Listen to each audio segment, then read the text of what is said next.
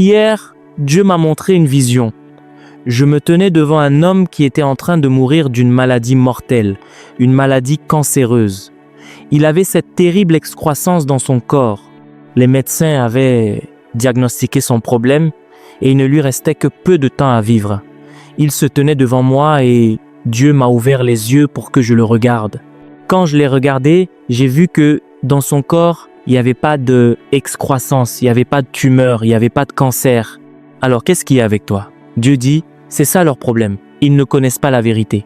Vous connaîtrez la vérité et la vérité vous affranchira. Ils n'ont pas connu la vérité, ils ont cru au mensonge parce qu'ils ont vécu dans le mensonge. Et quand vous croyez au mensonge, vous continuez à vivre dans le mensonge. Pas étonnant qu'ils disent qu'ils ne savent pas. Ils n'ont ni savoir ni intelligence. Le psaume 82, à partir du verset 5, dit « Ils n'ont ni savoir ni intelligence, ils marchent dans les ténèbres, tous les fondements de la terre sont ébranlés. » J'avais dit « Vous êtes des dieux, vous êtes tous des fils du Très-Haut. Cependant, vous mourrez comme des hommes, vous tomberez comme un prince quelconque, parce qu'ils ne savent pas et ne comprennent pas. Le chrétien ne peut pas avoir de cancer. Vous dites, mais je connais quelqu'un qui l'a eu, quelqu'un en est mort. Oui, mon peuple périt parce qu'il lui manque la connaissance. Faute de connaissance. Apprenez à vivre au-dessus de ce monde. Apprenez à vivre au-dessus de ce monde. Entraînez-vous, frères et sœurs. C'est une formation. Il ne suffit pas d'avoir l'information, c'est une formation en Dieu. La Bible dit que la parole de Dieu nous a été donnée. Elle dit que toute écriture est inspirée de Dieu et utile pour enseigner, pour convaincre, pour corriger, pour instruire dans la justice, afin que l'homme de Dieu soit accompli et propre à toute bonne œuvre. La parole de Dieu enseigne. La parole de Dieu vous forme à la vie du royaume. Vivre au-dessus du monde. Vous devez vivre au-dessus du monde, c'est une formation. Trop de gens sont ignorants. C'est ça leur problème. Ils ont choisi d'être ignorants. Que vous l'ayez entendu ou pas, cela ne change rien. Vous devez vous former à Dieu. La Bible dit « Exerce-toi à la piété ». Cela signifie qu'il faut s'exercer à la vie de Dieu. Exercez-vous à la vie de Dieu, c'est le sens de ce mot, la piété. Exercez-vous, entraînez-vous à la vie de Dieu, à la façon dont Dieu fait les choses. C'est une formation. Nous continuerons à voir des souffrances autour de nous. Soit nous avons choisi de faire partie de la souffrance, soit nous avons choisi de faire partie de la solution. La Bible dit que vous êtes la lumière du monde. Vous ne seriez pas la lumière s'il n'y avait pas de ténèbres. Il avait déjà vu les ténèbres et il vous a choisi pour être la lumière du monde. Il dit que vous êtes le sel de la terre. Maintenant, si le sel perd sa saveur, avec quoi la lui rendra-t-on? Si vous qui avez reçu le succès, si vous qui avez reçu la bénédiction, cherchez maintenant la bénédiction, d'où l'obtiendrez-vous? C'est ce que dit Jésus. Si le sel perd sa saveur, avec quoi la lui rendra-t-on?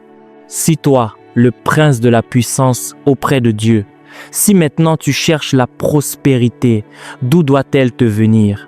La prospérité est en toi. Elle réside dans ton esprit. Le Créateur du monde entier vit en toi, tu ne peux pas être pauvre.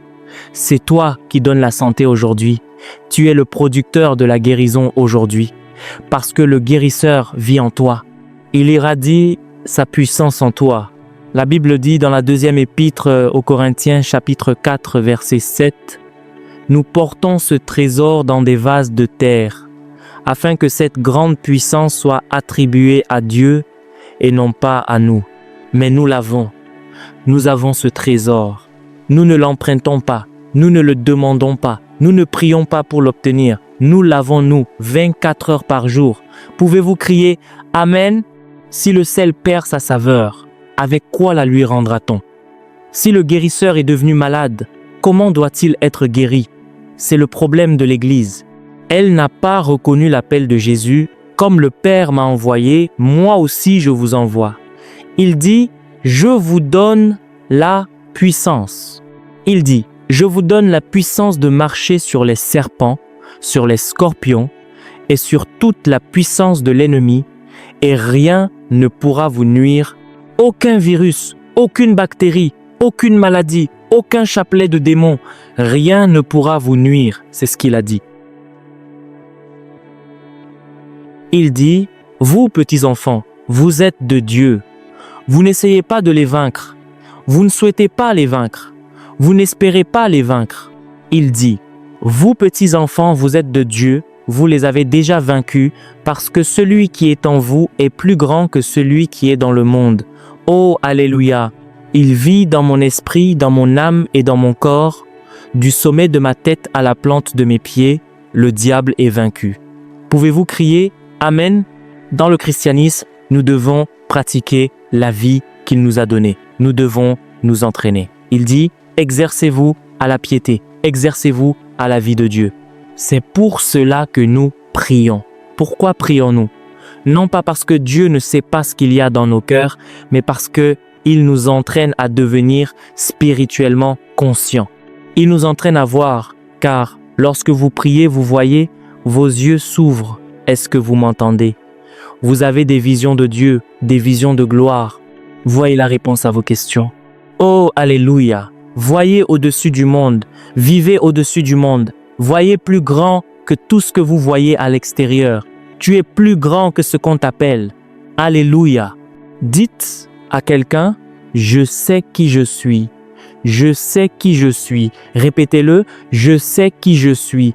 Je ne suis pas un échec. Je ne serai jamais un échec. Je suis un succès. Répétez-le, je suis un succès. Je sais qui je suis. Je suis une victoire dans ce monde.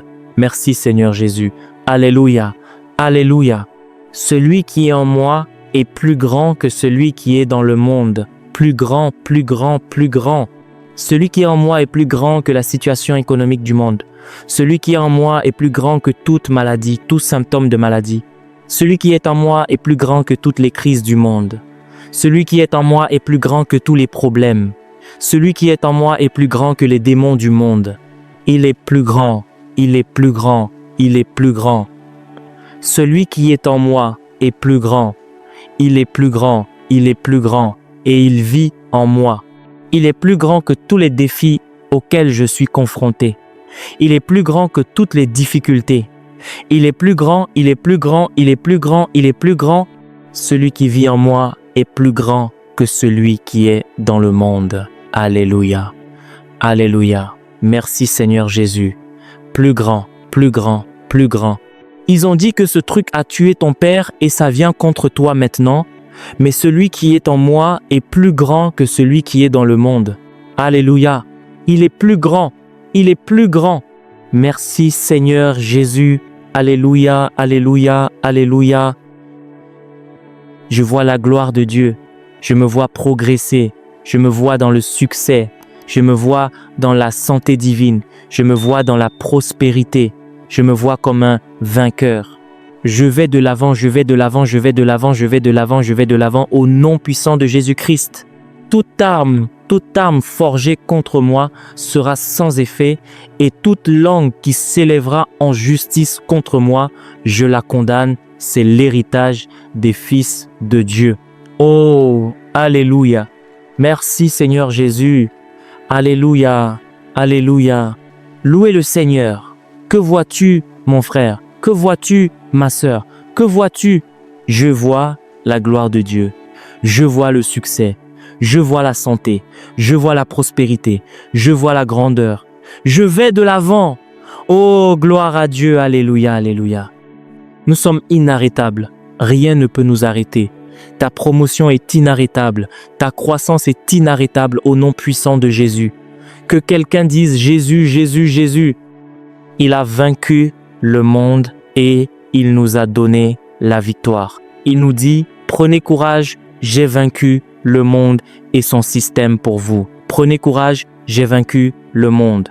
C'est pourquoi je me réjouis, chaque jour je me réjouis, je suis enthousiasmé par Dieu.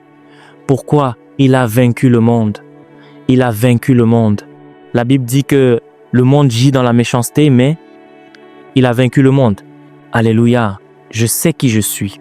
J'ai trouvé ma place. J'ai trouvé ma place. J'ai trouvé ma place. et c'est une place glorieuse. Pouvez-vous dire Amen? La Bible dit qu'il nous a fait asseoir dans les hauts lieux célestes. Cela signifie qu'il nous a fait entrer dans un lieu de richesse. C'est la signification de haut lieu céleste, c'est le lieu de la richesse. Il nous y a fait entrer. Alléluia. Ne laissez personne décrire votre vie par l'affreuse origine ethnique qu'ils pensent être la vôtre. Ne les laissez pas vous décrire par la nativité humaine. Ne laissez personne vous décrire par le nom de votre famille.